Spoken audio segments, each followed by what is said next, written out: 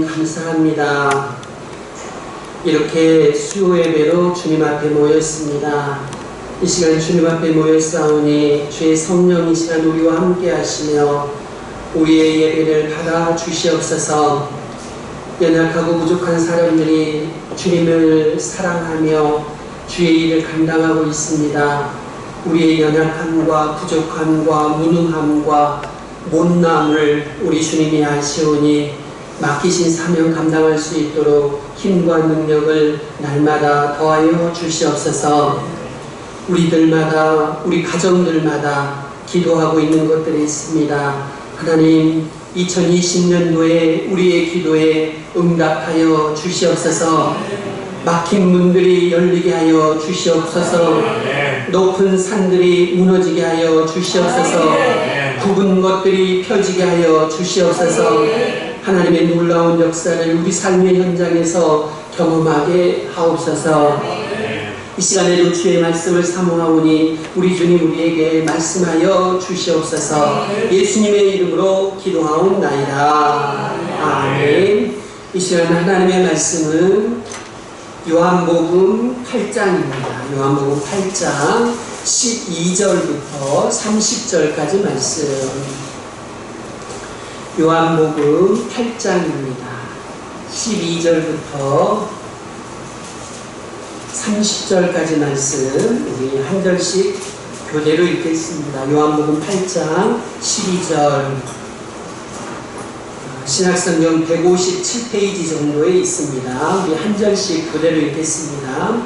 예수께서 또 말씀하여 이르시되 나는 세상의 빛이니 나를 따르는 자는 어둠에 다니지 아니하고 생명의 빛을 얻으리라.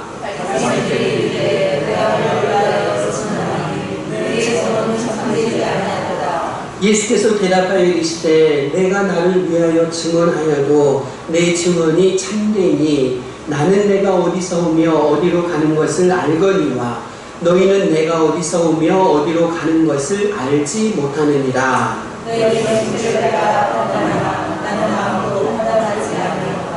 만일 내가 판단하여도 내 판단이 참되니 이는 내가 혼자 있는 것이 아니요 나를 보내신 이가 나와 함께 하심이라.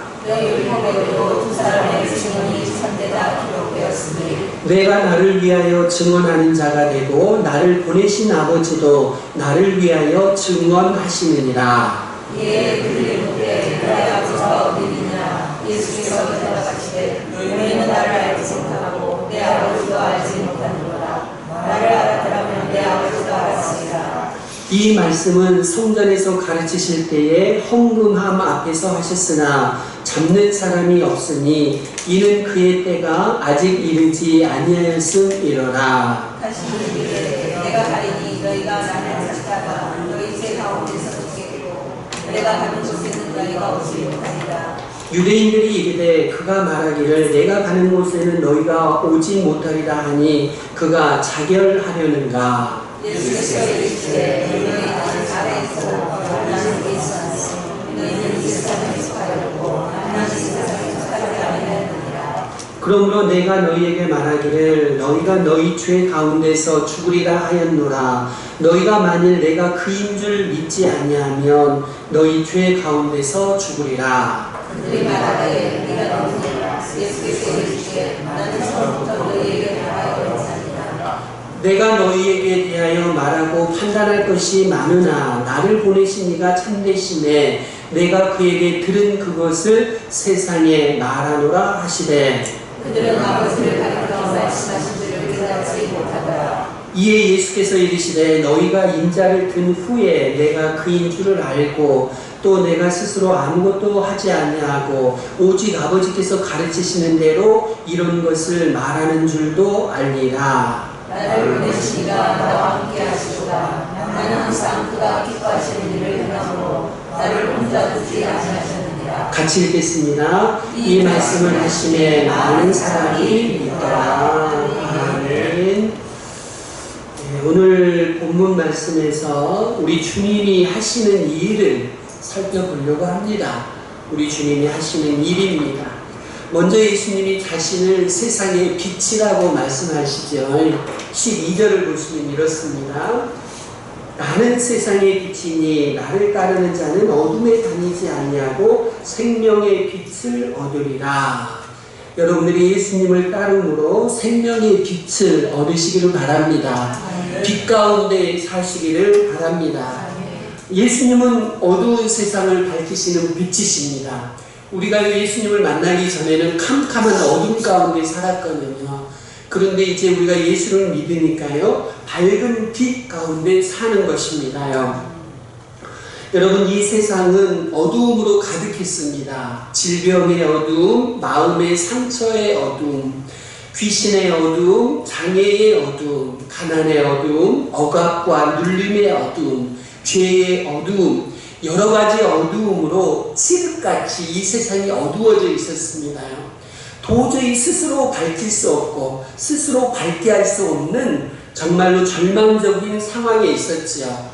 그때 예수님이 빛으로 이 세상에 오셔서 어두움을 물리치셨습니다요.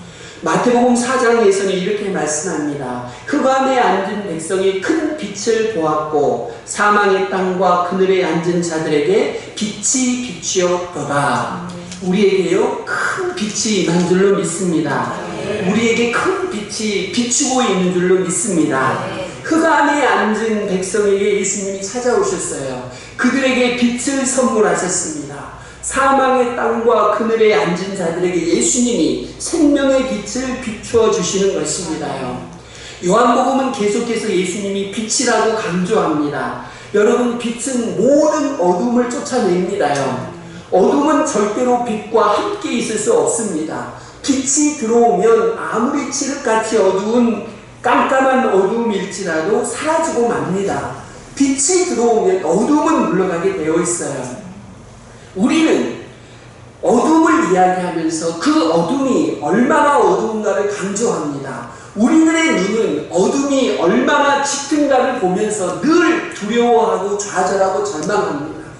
우리가 예수를 만나기 전에는 이 어둠을 벗어날 길이 없었어요. 그래서 늘 우리는 어둠 속에 있으면서 내 상황이 얼마나 어두운가, 내 운명이 얼마나 어두운가, 내 가정이 얼마나 어두운가, 내 신세가 얼마나 절망스러운가, 이런 것을 밝히는 데는, 이런 것을 설명하는 데는 우리가 도사입니다. 너무나도 잘해요. 내 자신이 얼마나 어두운지를 우리는 우리말로 잘 풀어냅니다. 아무리 생각해봐도 이 어두움을 물리칠 방법은 우리에게 없습니다. 다만 우리는 이 어두움을 실감하고 그 어둠을 설명하는 데는 대단히 능력을 발휘하고 있습니다요. 그런데 여러분, 어둠이 아무리 크다고 해도 우리 주 예수님은 세상의 빛이신 줄로 믿습니다요. 우리가 예수님을 만나기 전에는 아무리 건강하고 아무리 부자고 아무리 많이 배웠어도 전부 어둠 가운데 있습니다. 영적으로 전부 어둠 가운데 있습니다. 그런데 우리 주님 예수님은 세상의 빛이십니다. 그래서 예수님을 따르는 사람들은 어둠에 다니지 않고 생명의 빛을 얻는다고 말씀하는 것이지요. 예수님을 만나기 전에는 어둠에 있는 나 자신이 바라보면서 신세한탄하게 우리는 많은 시간을 보냅니다요. 다시 일어설 힘이 우리 스스로에게는 없었거든요. 그런데 우리가 예수님을 만나게 되면 빛이 우리 인생에 들어오게 되고 이제 우리가 다시 일어설 힘을 얻게 되는 것입니다요. 예수님이 주시는 힘입니다요. 예수님이 빛으로 우리에게 오시면요, 다시 일어설 힘을 우리에게 주시고 길을 곧게 만드시고 저는 다리가 어그러지지 않도록 고쳐주시는 것입니다요.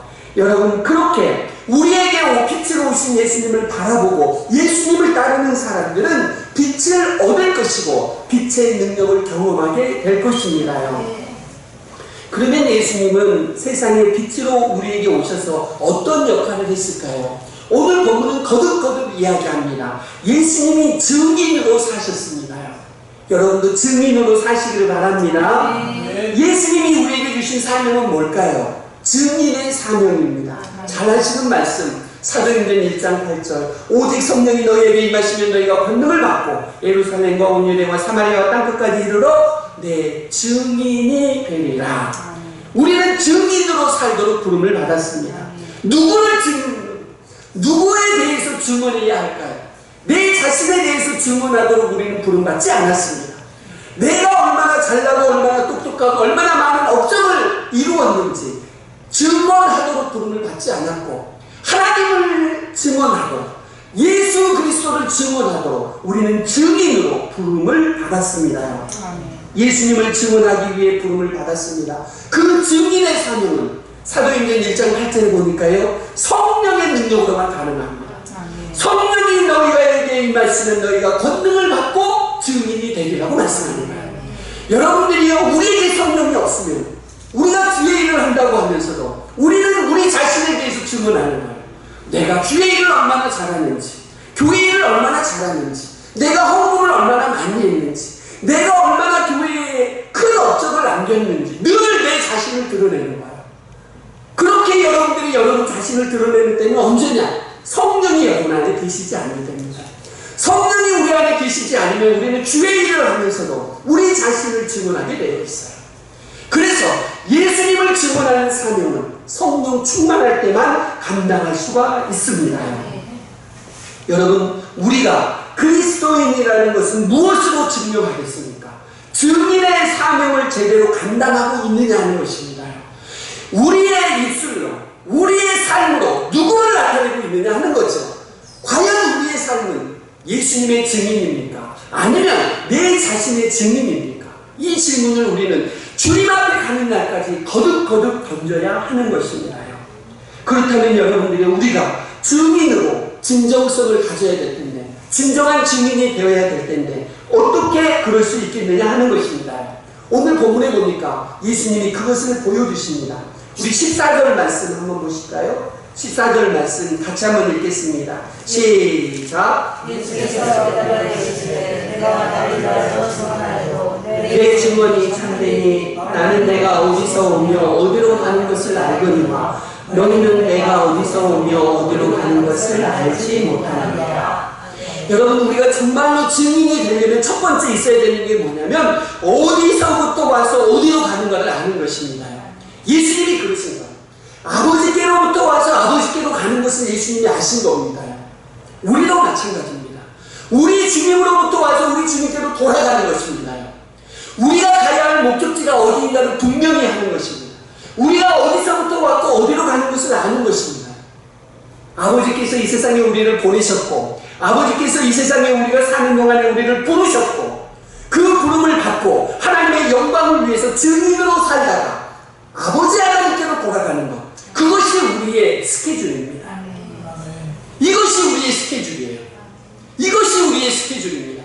아버지께로부터 와서 아버지의 영광을 위해서 증인으로 살다가 아버지께로 돌아가는 것입니다. 이 스케줄이 분명하게 있으면 헛된 짓을 안 하는 거예요. 엉뚱한 짓을 안 하고 곁길로 빠지지 않습니다. 이 처음과 끝이 보이지 않으면 자꾸만 내 계획, 내 스케줄을 만들려고 하게 되죠. 여러분, 예수님이요, 아버지께로부터 와서 아버지께로 가는 것을 분명히 알았습니다.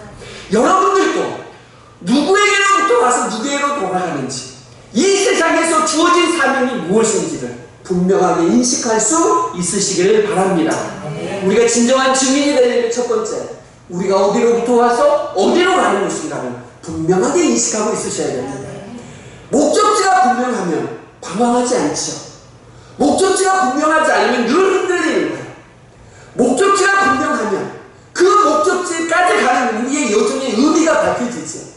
아버지께로 돌아가는 것이 우리의 목적지라면, 우리 아버지가 최종적인 목적지라면, 우리의 남은 생에는 하나님과 예수 그리스도를 증언하는 증인으로 살아가야 되는 것입니다.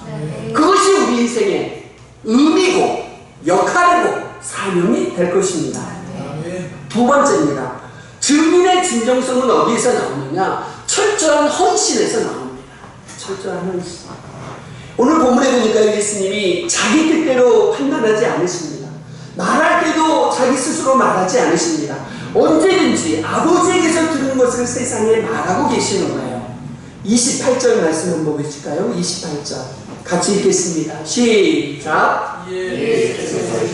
너희가 인자를 둔 후에 내가 그인 줄 알고 또 내가 스스로 아무것도 하지 아니하고 오직 아버지께서 주시기를 이런 것을 말하는 줄도 압니다. 예수님이 말씀하시는데 그 말씀이 예수님 자신의 말이 아니라는 것, 아버지가 주시는 말씀을 하시더라는 것입니다. 예수님의 인생을 가만히 보니까 말할 때도 자기 말을 하지 않고 하나님의 말씀을 하죠. 행동을 할 때도 자기가 하고 싶은 일을 하는 게 아니고 하나님이 기뻐하시는 일들을 하고 있더라는 것입니다. 오실 때부터 가실 때까지 항상 하나님과 함께 하시고 하나님이 주시는 말씀을 말하고 하나님의 뜻대로 행동을 하더라는 것이죠. 여러분, 이렇게 예수님은 끊임없이 자기를 비우신 겁니다. 자기를 비우시고 자기의 뜻을 비우시고 언제든지 아버지의 뜻을 따라서 살려고 노력하신 겁니다. 그것이 증인으로 살아가는 비결입니다. 여러분, 우리에게서 우리가 정말로 예수님의 증인이 되고자 한다면 예수님처럼 사셔야 됩니다.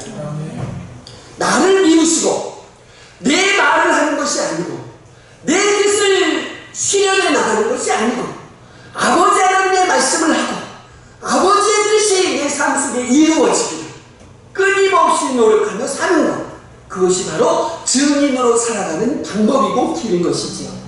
바울이 이런 예수님의 모델을 그대로 따라 삽니다. 그리고서 이렇게 고백을 해요.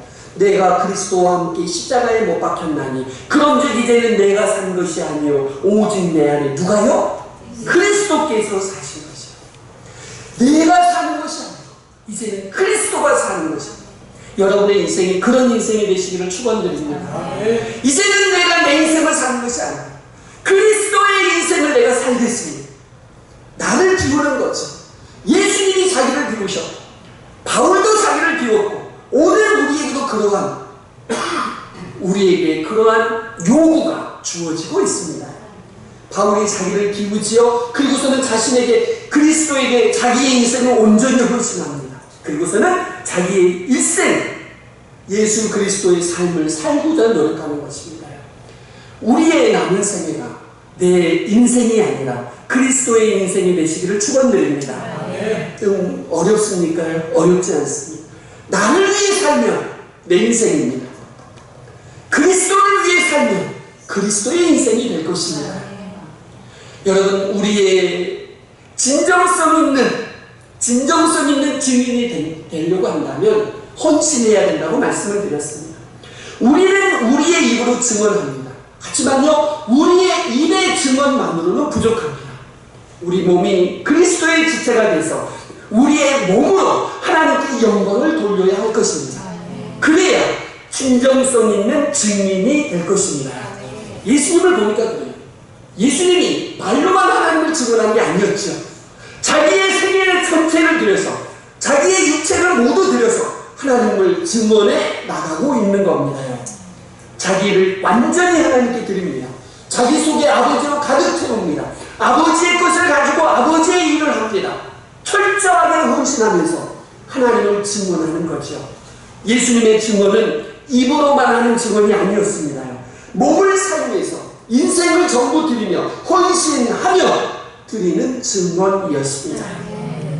정리해봅니다. 예수님은 세상의 빛으로 오셔서 증인으로 사셨습니다. 그러면 세상의 빛으로 오셔서 과연 무슨 일을 하셨을까요? 이미 말씀드린 것 같습니다만 예수님은 항상 하나님 아버지가 기뻐하시는 일만 하셨어요.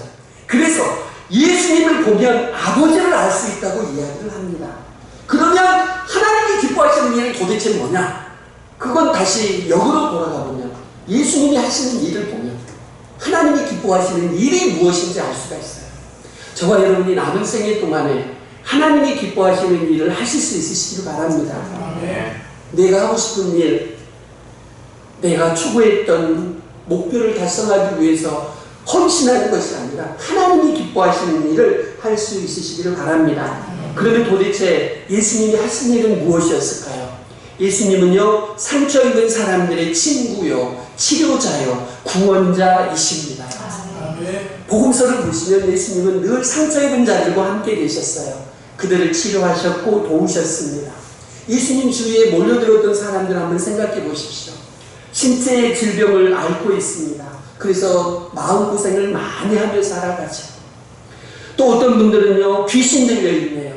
정신적으로 자기를 잃어버리고 억압과 눌림 속에서 살아갑니다. 그러다 보니까 자기뿐만 아니라 가족들에게까지 상처를 주지요. 이웃에게도 혐오감을 주며 살아갑니다. 자기 힘으로는 생계를 이어갈 능력이 없어요. 그래서 평생 구걸하며 사는 사람도 있었습니다. 예수님은 이런 사람들의 친구가 되셨고 구원자가 되셨고 목자가 되셨습니다. 예수님은 이들을 만나셨고 이들을 고치셨고 이들을 변화시켜서 하나님의 일꾼으로 세우셨습니다. 그들의 인생을 완전히 바꾸어 주셨어요. 이것이 예수님이 하시는 일이고 이것이 하나님이 기뻐하시는 일이고 이것이 오늘 우리가 남은 생애 동안에 해야 될 일인 줄로 믿습니다. 이것을 마가복음 3장의 이야기로 좀 더 구체적으로 살펴보려고 합니다. 예수님이 안식일에 회당에 들어가셨는데요. 그 안에 마침 바리새인들도 있습니다. 바리새인들이 옳다 좋다 한편 손 많은 사람들, 그러니까 중풍이 온 거죠. 한쪽이 못 쓰니까 한편 손 많은 사람을 데려다 놓습니다. 그리고 예수님이 안식일에 이 환자를 고치는가를 옆에서 유심히 살펴보는 거예요. 바리새인들은 한편 손이 말라서 평생 고생하는 사람, 그 중풍병자에게는 전혀 관심이 없어요. 무엇에 관심이 있어요? 예수님이 율법을 지키느냐 안 지키느냐만 지켜보는 겁니다. 이 사람들은 한편 손 많은 사람들이 평생 고생하며 살아온 그 아픔, 그 슬픔, 그런 데에는 관심이 없어요. 예수님이 율법을 지키는지 안 지키는지만 쳐다봅니다. 그러니까요, 예수님이 그 바리새인들에게 완악한 마음을 가졌다고 분노하고 화를 내시죠. 그러면서 예수님이 그 중풍병자를 고쳐주십니다. 여러분, 예수님이 이 중풍병자를 고치셨을 때에 그 대가가 무엇인지 알고서 고치셨습니다. 그 사건을 계기로 해서 예수님이 그 중풍병자를 고치셨을 때 바리새인들이 나가서 헤롯 땅과 도모해서 예수님을 죽일 모의를 하기 시작합니다. 예수님이 모르셨을까요? 아셨죠? 한편 손 많은 사람이 이 사람을 고치면 저놈들이 이제 나를 죽이기로 모의를 하겠구나. 이미 예수님은 알고 계셔요. 예수님은 어째서 장애인 한 사람을 치료하기 위해서 생명을 거셨을까요? 한편 손 많은 사람은 한편 손이 말랐기 때문에 지금까지 살아오면서 끊임없이 차별을 당해왔습니다. 어떻게 보면 사주팔자예요. 그의 운명이죠. 그냥 놔두고 갈 수도 있었습니다. 그런데 예수님은 그 사람을 그냥 지나치지 않으셨어요. 그 사람을 고치면 내가 이제 십자가의 길로 구체적으로 들어가는구나. 그 앞길을 아시면서도 예수님은 그 한편 손 많은 사람을 고치셨던 거죠. 그가 당해왔던 차별, 그가 받아온 상처, 그것들을 예수님은 결코 그냥 넘어가실 수가 없었던 겁니다. 여러분, 교회가 해야 될 일이 무엇이겠습니까요? 저와 여러분이 예수 그리스도로 사람으로 살아가면서 과연 무엇으로 우리의 그리스도인됨을 나타낼 수 있을까요? 여러분들이 예수님의 마음을 가지시고 여러분 주변에 있는 사람들을 돌아보시며 그들을 위해서 기도해 주시고 친구가 되어 주시고 위로자가 되어 주시고 구원의 길로 인도해 주시기를 바랍니다. 이것이 예수님이 하신 일이었고 하나님이 기뻐하시는 일이었고 우리의 남은 생애 동안에 우리가 해야 될 일입니다. 예수님은 한숨 쉬고 있는 사람들을 만나십니다. 우리는 피하지. 그런데 예수님은 그들을 만나십니다. 그리고 그들에게 감동과 기쁨을 주시죠. 빛으로 들어가십니다. 그들의 인생 가운데 빛으로 들어가셔서 그들 가운데 있는 어둠을 물리치시고 그들의 인생을 빛으로 가득 충만하게 채워주시는 것이죠. 그런데 여러분, 이것은 예수님 이야기의 절반일 뿐입니다. 절반일 뿐이에요. 무슨 말이냐면 아직 절반이 남아있습니다. 예수님은 그런 사역을 하시기 위해서 십자가의 희생을 감수하더라는 것입니다. 부활의 기쁨은 언제든지 십자가의 희생에 뒤따라오는 것입니다. 잘 들어보십시오. 예수님은 마술사가 아니십니다. 예수님은 마술사가 아니셔요. 아무런 희생도 치르지 않고 그저 신비와 기적을 일으키시지 않으셨어요. 예수님은 생명의 대가로 자기의 생명을 지불하신 거예요. 예수님은 죄인들의 죄를 대신 짊어지고 죽으셨어요. 그 죽으심으로 우리를 용서해 주셨던 겁니다. 사복음서에서 예수님이 많은 병자를 고치시지요. 귀신 들린 자에게서 귀신을 쫓아내십니다. 그런데 이것은 마술로, 기적으로 그렇게 하신 것이 아니고 그 병과 그 연약함을 예수님이 친히 감당하시고 치료해 주시고 귀신을 쫓아내 주셨던 겁니다. 예수님이 소외받은 사람들의 친구가 되시고 치료자가 되시고 그들의 구원자가 되신 것이 기적이 아니고 희생이 없이 하신 일이 아니고 십자가에서 죽으심으로만 그 사역을 완성하셨다는 것을 늘 기억하셨으면 좋겠습니다. 예수님이 고통을 당하면서 우리에게 기쁨을 선물해 주셨습니다. 예수님이 채찍에 맞으심으로 우리에게 나음을 주셨습니다. 예수님이 십자가에 죽으심으로 우리에게 생명을 나누어 주셨어요. 사랑하는 성도 여러분들이, 오늘은 본문 말씀을 중심으로 해서 예수님이 하시는 일을 살펴보았습니다. 첫 번째, 예수님은 세상의 빛이시지요. 빛으로 오셔서 예수님은 증인으로 사셨습니다. 증인으로 사시면서 하신 일은 무엇일까요? 하나님이 기뻐하시는 일이었습니다. 그 일은 상처 입은 사람들을 친구 삼고 치료하시고 구원하시는 것이었습니다. 그렇다면 우리도 그렇게 살아야 되지 않겠습니까? 여러분들이 빛이 되시기를 바랍니다. 여러분들로 인해서 가정이 밝아지시기를 축원드립니다. 여러분들로 인해서 여러분이 일하시는 일터가 빛으로 충만해지시기를 바랍니다. 참 가슴 아픈 것은 우리 성도님들이 계심으로 인해서 캄캄해지는 현실입니다. 여러분으로 인해서 가정이 암울해지는 현실입니다. 여러분 때문에 직장의 동료들이 실망하는 현실, 그것이 가슴 아픈 일이죠. 우리는 빛으로 부름을 받았습니다. 빛으로 살아가시기를 바랍니다. 우리 안에 빛이 있다면 빛이 되어셔야 하지 않겠습니까? 한번 유심히 살펴보십시오. 내가 과연 빛으로 살고 있는지, 내 안에 빛이 있는지. 여러분이 빛으로 살고 계시지 않다면 여러분 안에 빛 대신 예수님이 계시지 않는 거죠. 빛 대신 예수님이 여러분 안에 계시다면 반드시 여러분의 빛이 되실 것입니다. 두 번째입니다. 증인으로 사시기를 바랍니다. 내 증인이 아니라 하나님의 증인, 예수님의 증인이 되시기를 바랍니다. 그렇게 말씀드렸어요. 출발 지점과 목적지를 알면 우리가 방황하지 않고 우리 인생의 의미와 사명을 발견한다고 말씀드렸습니다. 우리는 아버지의 부름을 받아서 아버지께로 돌아갈 사람들입니다. 예수님과 마찬가지죠. 그렇다면 이 중간에 있는 시간, 우리의 남은 세계는 과연 어떤 의미가 있느냐는 겁니다. 증인의 사명이 있습니다. 증인의 의미가 있어요. 내 자신을 증언하는 그런 시간이 아니라 하나님을 증언하고 예수 그리스도를 증언하고 그렇게 살아가시기를 바랍니다. 여러분들이 증인으로 살아가시게 되면 하나님이 기뻐하시는 일을 하셔야 돼요. 증인으로 사시려면 하나님이 기뻐하시는 일을 하십시오. 상처 입은 사람들의 친구가 되시고 그들의 치료자가 되시고 그들을 구원의 길로 인도해 가시길 바랍니다. 마지막에 제가 그런 말씀을 드렸어요. 예수님은 마술사가 아니십니다. 아무런 희생 없이 그냥 마술을 부려서 치료하시고 구원하신 것이 아닙니다. 십자가의 죽으심으로 그 모든 사역을 완성하셨고 지금도 이루고 계십니다. 그렇다면 오늘 우리도 마찬가지입니다. 우리가 상처 입은 사람들의 친구가 되고 그들의 위로자가 되고 그들의 구원의 길로 인도하려면 우리도요 희생을 감수해야 됩니다. 희생 없이 증인의 사명을 감당할 수 없고 하나님이 기뻐하시는 일을 할 수가 없기 때문이죠. 오늘날 우리는 너무 이기적이잖아요. 절대 손해보려고 안 합니다. 절대 지려고 하지 않습니다. 끝까지 이기려고 악착같이 내 이득을 취하려고 하지. 그러니 세상 사람들로부터 지탄을 받습니다. 우리는 이 세상에서 손해보며 살도록 부름을 받았습니다. 그렇게 해서 그리스도를 드러내도록 우리는 부름을 받았거든요.